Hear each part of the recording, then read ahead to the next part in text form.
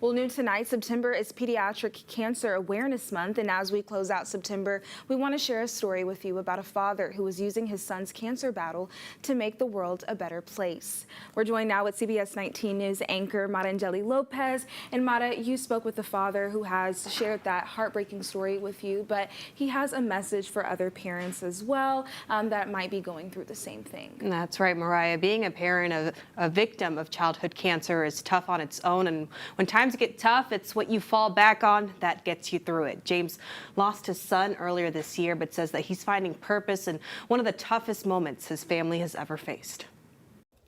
Whoa. James Bolling and his wife are learning to live with the grief. It's an everyday struggle still. It's been over 6 months. Of losing their son at just 8 years old. Little Hayden fought a battle. Turns out he had a massive tumor on his cerebellum that no kid should have to go through. He had 2 smaller ones in his brain, and his spine was layered, like just layered in tumors. Medulloblastoma. It's a cancer that starts in the lower part of the brain. Hayden's main symptom was vomiting. James tells me at first doctors didn't think it was cancer. It took about 3 doctor visits, 4 ER visits, and a lot of him vomiting before we actually found out what the issue was. A trip to a specialist in Houston would show how severe his cancer was. And at just 3 years old, his treatments began. 2 very long and intensive years later, Hayden showed signs of progress and was considered a long-term survivor. Until a resurgence of cancer and a new diagnosis. In his case was a less than 5% chance of happening, and he was unlucky enough to be in that category. A message no parent ever wants to hear from their doctor. I think it was November or October when they finally told us it was official that there's nothing more that they could do.